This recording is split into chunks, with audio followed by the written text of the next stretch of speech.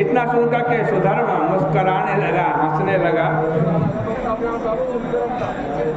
और यथाविधि अपना पूर्व वृत्तांत कहा। सुधर्म बोला, 1000 बार चारों युग बीतने पर ब्रह्मा जी का एक दिन होता है। जब 1000 बार ये चारों युग, कौन कौन से?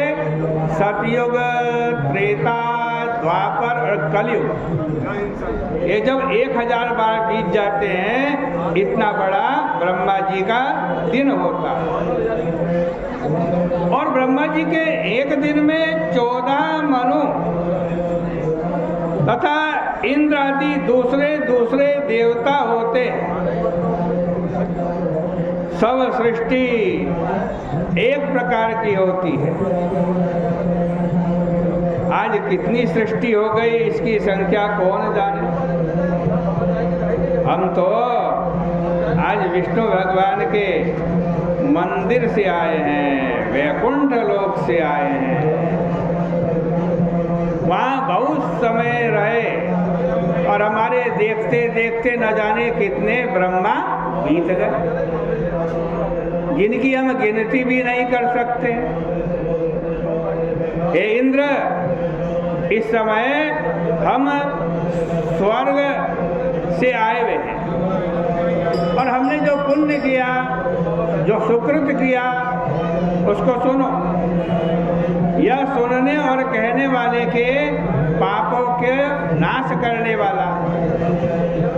हे इंद्र, पूर्व समय में मैं महापापी, पृथ्वी पर खराब मांस खाने वाला एक गीध था। गीध एक समय विष्णु भगवान के मंदिर की दीवार पर बैठा हुआ था। इतने में ही एक व्याध आया, एक शिकारी आया। शिकारी ने मुझे बाण मार दिया। तब मैं छटपटाता हुआ मंदिर के अंदर गिरा। मेरे प्राण कंठ में आए। इतने में मांस के लोभी कुछ कुत्ते आए। एक कुत्ते ने मुझे अपने मुख में पकड़ा, उसके पीछे दूसरे कुत्ते पड़ गए। दूसरे कुत्ते मेरा मांस उस कुत्ते से न छीन लिए, इसलिए वो भागा। और भागते भागते भगवान के मंदिर की 4 बार प्रदक्षिणा हो गई। भगवान के मंदिर की प्रदक्षिणा का बड़ा भारी पुण्य है। यानि कानि च पापानि जन्मांतर कृतानि च तानि सर्वाणि नश्यन्तो प्रदक्षिणा पदे पदे। यानि कानि च पापानि, जो भी हमारे पाप हैं, और इस जन्म के नहीं, जन्मांतर कृतानि च, जन्म जन्म के जो पाप है ना, जो जब आप भगवान के मंदिर की प्रदक्षिणा करते हैं, एक एक कदम चलते हैं, तो एक एक जन्म के पाप नष्ट हो जाते हैं। इतना बड़ा पुण्य है भगवान के मंदिर की प्रदक्षिणा करने का। कहते हैं मुझसे भी भगवान के मंदिर की प्रदक्षिणा हो गई और उन कुत्तों से भी भगवान के मंदिर की प्रदक्षिणा हो गई। उस प्रदक्षिणा से अंतरात्मा विष्णु जी प्रसन्न हुए और मुझे और कुत्तों को परम पद दिया। प्रदक्षिणा करने से,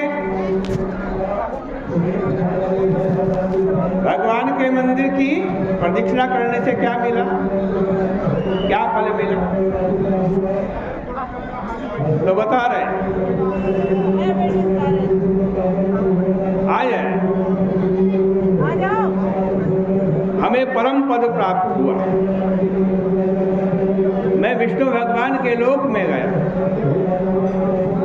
प्रदक्षिणा करने से गृध्य को इस प्रकार फल प्राप्त हुआ, जो कि अनजाने में विवशतावश उसने भगवान के मंदिर की प्रदक्षिणा की थी। जो कोई श्रद्धा पूर्वक भक्ति पूर्वक भगवान की मंदिर की प्रदक्षिणा करता है, उसको क्या पुण्य मिलेगा, फल मिलेगा, ये नहीं कहा जा सकता। कहते उस दिन अक्षय नवमी का दिन था।